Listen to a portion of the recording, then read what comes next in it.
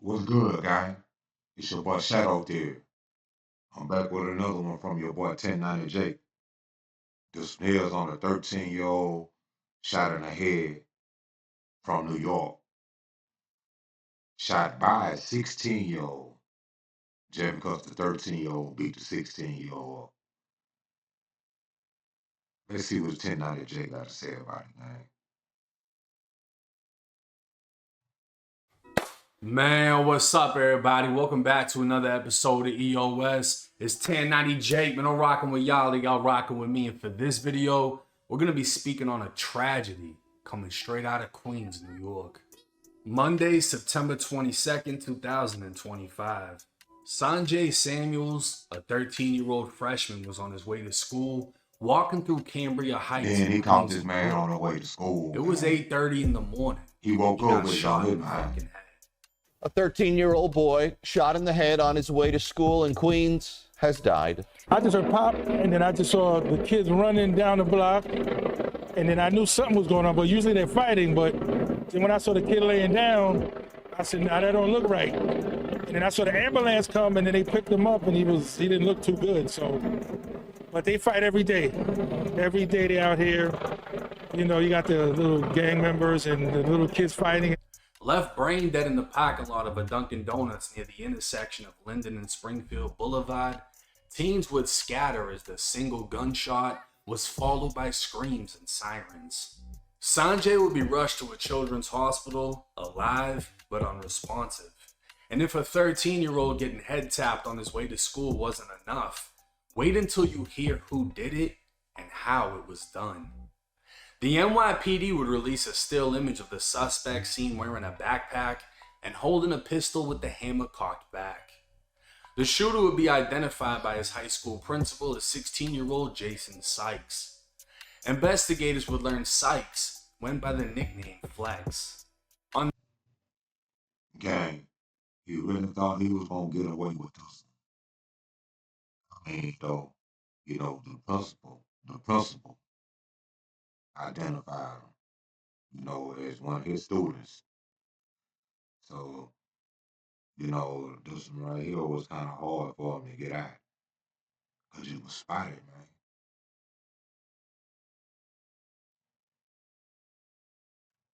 On that Monday, Flex rode up on a Razor scooter, confronting a group of teens. Witnesses described yelling back and forth, then the teens appearing to disperse when Flex pulled his gun. Getting back on the scooter, the teens thought Flex was just flexing and wasn't going to shoot, so they started yelling at him again, essentially provoking him. Flex would walk back up, and that's when him and Sanjay exchanged blows, fighting in the parking lot. The fight would turn to a brawl, and Flex would fire into Sanjay's head, sending everyone running.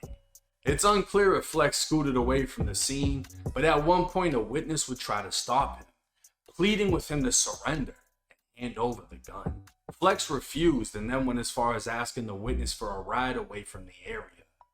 The witness obviously refused, but would ask Flex for his sweatshirt, and in that moment, Flex probably thought dude was trying to help him change his appearance to get away.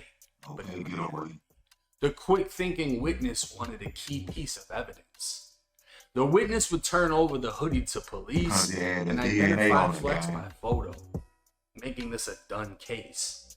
The hoodie has his DNA on it that he was seen wearing while holding a pistol before blowing brains. And that hoodie was turned over by a witness who identified him as the shooter. The NYPD had plenty probable cause, but one probable problem.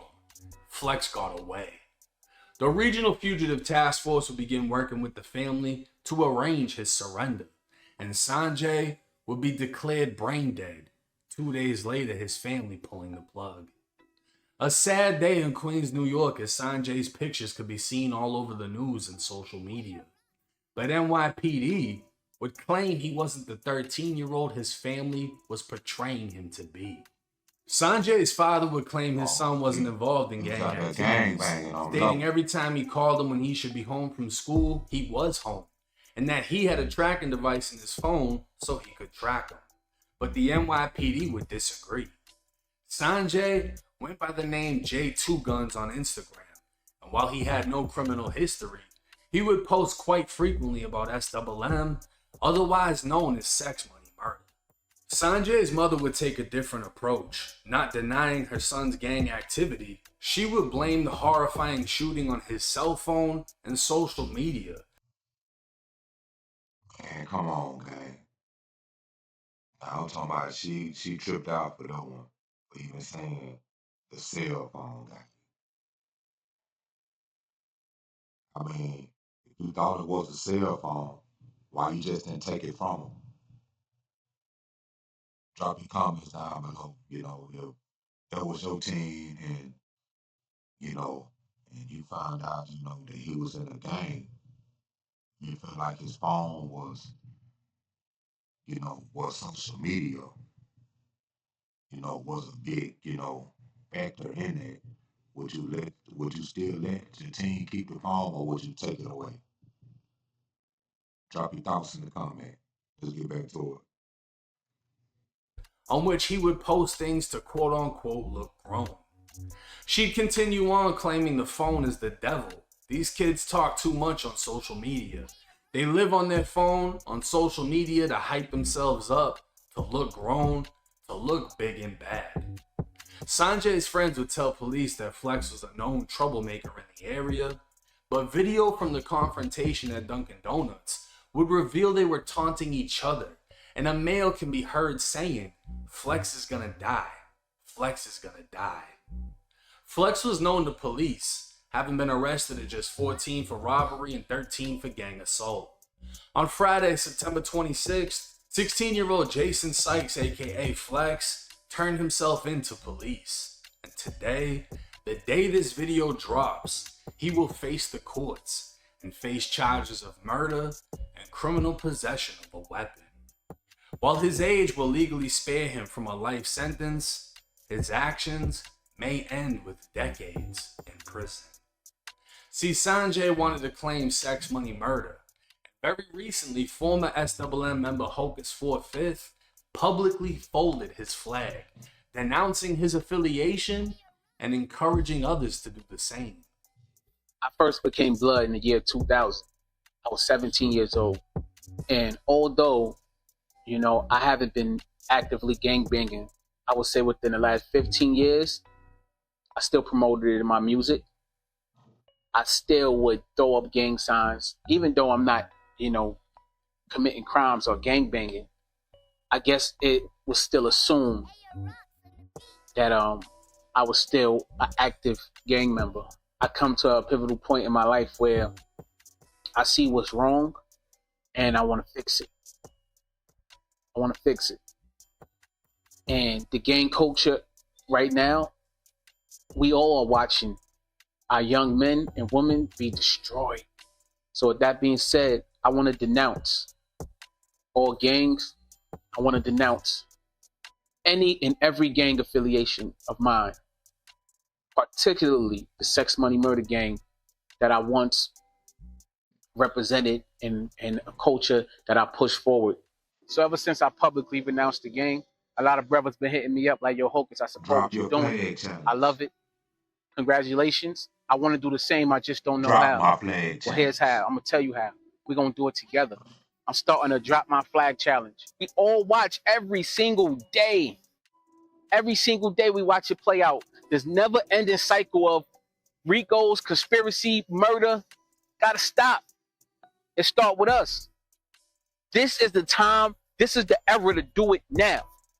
And this is the exact reason why.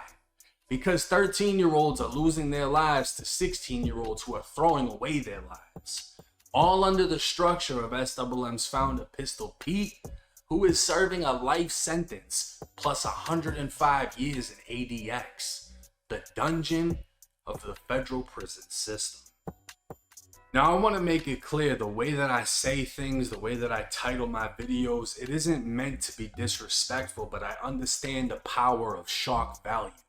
And the fact that I can reach the youth that I want to reach with these videos and messages by giving them something that's going to quickly get their attention. Now, you can take this argument in multiple directions. The father saying, when I call him to see if he's home, he's home. Well, why aren't you home? Why aren't you there to see what he's doing? Why aren't you looking on his social media to see the proof that he is, involved in gang activity? The mom, she knew he was on it, but instead of blaming herself and the father, holding themselves accountable, blaming the son for entertaining the gang shit, she decided to blame the phone. Something that can't be held accountable. Right. I don't agree with that. Because as a parent, you should have the power to take away the phone. Take away the social media. You can't control what he does. Gang, I just was talking about that before we even said anything about that. I was just saying something about, if you feel like your child is involved with some because of a cell phone, I mean, you the parent, you should have the right to take it from them. But I just mentioned that before he just said something about the phone thing. When he leaves the house, but if he's doing things in the house to portray to be something that he's not outside of the house, you can attack that. You have to attack that. You can't play dumb and play victim when your kid is pretending to gangbang. I don't believe that he was out there doing crazy shit. He was 13 with no criminal history, but he was portraying to be something badder than he was. And this is what happens. A 16-year-old who thinks the 13-year-old is badder than he is pulls up on a fucking scooter with a gun. And when the fight pops off, he pops off and hits him in the head. Now, like I said, because of his age, the 16-year-old will legally get spared from a life sentence, but in New York, you can still get hit with 45, 55, 75 years. You just can't have the word life. And truth be told, this is the whole reason that people are saying, yo, leave the gang shit alone. Fold that flag up. I mean, we're going to call it what it is. This is New York. Everybody's in the gang, right? Like, literally everybody. Almost everybody's blood, regardless of whatever set it is. That's just how New York is. Wherever part of New York you're from is going to be covered in gang shit. You know what I mean? So it's not uncommon for everybody to claim they're a part of something, but that doesn't mean they're like that. You just got a lot of young kids coming from fucked up situations trying to have a sense of belonging or to look cool. But this is the reason why older motherfuckers are telling you get away from that shit. And the thing is, the founder of SWM is highly respected and known for being a serial killer. And he's never coming home.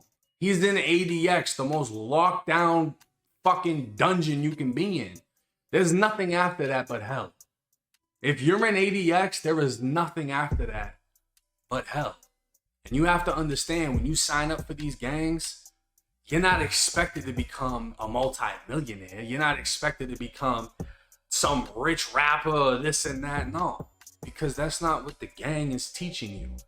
Sex, money, murder.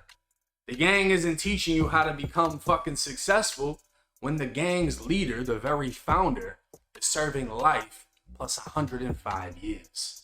Rest in peace to the victim in this case. And I mean, I even feel bad for the shooter in this case. 16 years old, just threw his whole fucking life away. And I guarantee he's only going to get worse being inside of prison. But hey. It's 1090 Jake. Drop y'all's thoughts in the comment section. I'm rocking with y'all, y'all rocking with me. Till next time. Well, gang, there you have it. There was another reaction video from your boy 1090 Jake. Drop your comments down below. And like and subscribe button for help with the channel. It's your boy Shadow Dude.